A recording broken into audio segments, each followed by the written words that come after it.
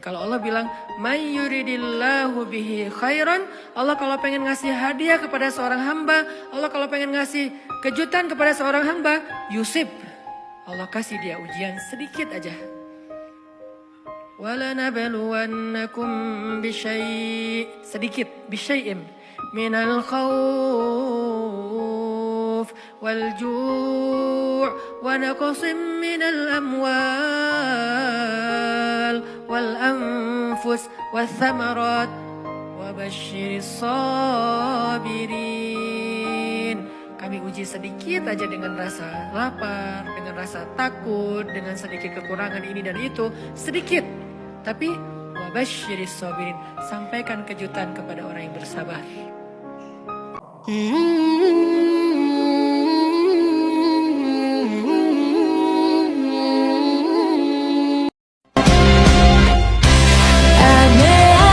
Salah satu kalimat yang Allah paling suka dari hambanya itu adalah Astaghfirullahalazim.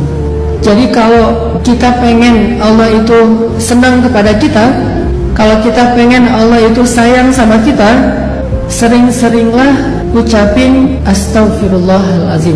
Sekali kita ngomong Astaghfirullahalazim, sayang Allah sama kita itu bertambah. Allah tuh sayang banget sama hamba yang beristighfar.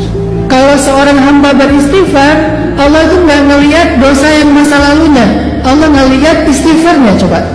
Dan istighfar kita itu kalau benar-benar tulus dari hati, satu kali doang kita ngucapin istighfar, itu cukup untuk menghapus semua dosa kita yang memenuhi langit dan bumi loh. La tahzan, jangan khawatir kalau kita istiqomah. Orang yang istiqomah itu kan identiknya kadang-kadang dia kayak kesepian ya, sendiri, gak punya teman. Terutama ketika dia hidup di lingkungan yang lain pada seru-seruan, dia sendiri yang gak seru, akhirnya kayak gak dilibatin. La tahzan kalau kita ngerasa sendiri. Kenapa? Nahnu awliya'ukum fil hayatid dunya wa fil akhirah. Kata Allah, kami yang akan nemenin kamu. Siapa kami? Allah dan para malaikat. Cuman kita gak ngelihat doang. Tapi sebetulnya kita tuh punya geng. Kalau kita ngerasa gara-gara istiqomah jadi sendiri, la tahzan, jangan khawatir, jangan berkecil hati. La tahzan, jangan sedih. Kami temenin kamu di dunia, dan nanti kami temenin kamu di akhirat. Allah yang janjiin bakalan nemenin kita. Orang yang ngejauhin kita nggak ada pengen ngejauhin orang. Kalau kita yang pengen ngejauhin orang lain, itu beda babnya. Itu kesannya kita kayak eksklusif gitu, nggak boleh. Tapi kalau orang yang ngejauhin kita gara-gara nggak bisa diajak happy-happyan, seru-seruan kayak gitu, la tahzan, jangan sedih. Nahnu awliya'ukum, kami akan nemenin kalian, kata Allah. Kalau kita bisa jaga diri di masa itu, pergaulan, perasaan gimana Ustaz? Jangan terlalu mudah jatuh hati kalau belum halal. Ustaz itu kan gak disengaja, jangan diikutin. Kadang-kadang dia emang gak disengaja, munculnya itu dari setan. Yuwaswisu fi sudurinas. Ih, cantik ya, udah jangan diterusin, jangan dibahas. Begitu kita sekali klik, udah kita dibahas, maka itu jadi sebuah episode. Itu tuh kalau ada kayak gitu jangan diterusin. Jangan berpikir ada orang yang dia gak punya pacar berarti dia gak normal. Enggak, dia normal, cuman dia gak mau nerusin. Emang dia nggak pernah kepikiran kayak tertarik dengan seseorang? Tertarik kalau dia normal, cuman nggak diterusin, nggak mau dibahas, nggak mau diingat-ingat. Caranya dia menyibukkan dirinya dengan hal-hal yang positif. Pernah nggak nyesel bantu orang lain gara-gara ternyata orang itu akhirnya nyakitin perasaan kita? Duh, saya nyesel dulu bantu dia. Duh, tahu gitu nggak bakalan saya mau baik-baikan sama dia. Duh, nyesel juga saya kemarin udah nolongin dia segala macam. Gimana? Apakah kita merasa amal kita jadi sia-sia? Enggak. Begitu kita merasa dikhianati, disakiti, dianggap bukan siapa-siapa, nggak ada apa-apanya, kita tinggal mengatakan hasbiyallah. Bagi saya cukup balasan dari Allah Subhanahu wa taala, bukan balasan dari manusia. Gak mungkin kalian akan bahagia kalau kalian mencintai sesuatu melebihi cinta kalian kepada Allah dan Rasul. Gak mungkin kalian akan dapat apa yang kalian inginkan kalau kalian mencintai seseorang atau sesuatu melebihi cinta kalian kepada Allah dan Rasul. Itu gak mungkin. Bukan hanya gak mungkin, bahkan Allah mengancam dengan sebuah ancaman, fatarabbasu, hati-hati kalian, kata Allah. Artinya gak boleh seorang hamba itu menduakan cintanya kepada Allah dengan cintanya kepada makhluk. Itu gak boleh. Kalau dia mencintai makhluk, harus karena Allah. Kalau dia mencintai makhluk bukan karena Allah, Allah bilang fatarabbasu, hati-hati. Kenapa kita nggak berani bertaruh untuk Allah? Ini masa depan nih saya pertaruhkan nih. Kalau saya nggak pacaran, apakah saya tetap akan bisa menikah? Taruh aja taruhannya sama Allah. Allah bilang, siapa yang istiqomah, kami tolong dia. Aduh, kalau saya putusin, ntar dia sama yang lain gimana ya? Gak usah khawatir, udah aja pertaruhkan masa depan kita sama Allah. Kadang-kadang kalau nggak dikasih masalah sama sekali, kita suka jauh dari Allah.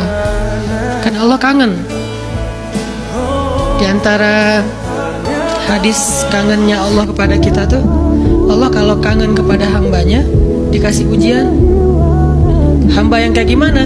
Hamba yang kalau nggak dikasih ujian nggak deket sama Allah. Sehingga kalau Allah kangen sama kita, yang nggak dekat sama Allah nih, suka lupa sama Allah, Allah kasih kita ujian. Tapi ujian yang dikasih juga ujian yang insya Allah masih ketahan sama kita. Karena Allah nggak mau ngasih kita ujian yang mencelakai kita. Kalau itu terjadi namanya bukan ujian, tapi namanya azab. Dan insya Allah orang beriman gak dapat itu. Wa may yatawakkal 'ala Allah fahuwa hasbuh. Siapa yang bertawakal kepada Allah, maka Allah cukup baginya. Allah Subhanahu wa taala sebetulnya sudah cukup bagi orang mukmin. Kalau seandainya iman kita itu adalah iman yang kuat, akidah kita itu akidah yang lurus kepada Allah Subhanahu wa taala. Yang membuat Allah rasa-rasanya kurang cukup bagi seorang mukmin itu adalah karena dosa-dosa kita. Yang membuat Allah rasa-rasanya kurang cukup bagi seorang mukmin itu adalah karena keraguan kita kepada Allah Subhanahu wa taala. Semakin besar porsi ragu di dalam hati kita, maka semakin berkurang keajaiban Allah dalam hidup kita. Apa penyakit hati yang paling bahaya? Cinta terhadap dunia, dengki. Penyakit hati yang paling bahaya itu adalah ragu kepada Allah Subhanahu wa taala. Itulah penyakit yang paling bahaya. Itulah ibu dari semua penyakit hati. Dengki, cinta dunia, dendam, susah memaafkan, galau, khawatir yang berlebihan, berputus asa, semua itu lahir dari gara-gara dia ragu kepada Allah Subhanahu wa taala. Sehingga Allah mengatakan di dalam surat Al-Baqarah tadi, fi qulubihim marad, di dalam hati mereka ada penyakit, satu aja. Allah nggak mengatakan fi qulubihim amrad, di dalam hati mereka ada banyak penyakit. Tapi Allah mengatakan fi qulubihim maradun, cuma satu penyakit. Pakai Allah, andalkan Allah, berserahlah kepada Allah dalam urusan kita, sepele apapun. Bukankah Nabi mengatakan, mintalah kepada Allah walaupun cuma garam, minta aja sama Allah. Yakin deh sama Allah. Kita aja bisa yakin sama makhluk, masa sama Allah enggak? Makhluk aja bisa sangat menjaga perasaan kita, masa Allah enggak? Makhluk aja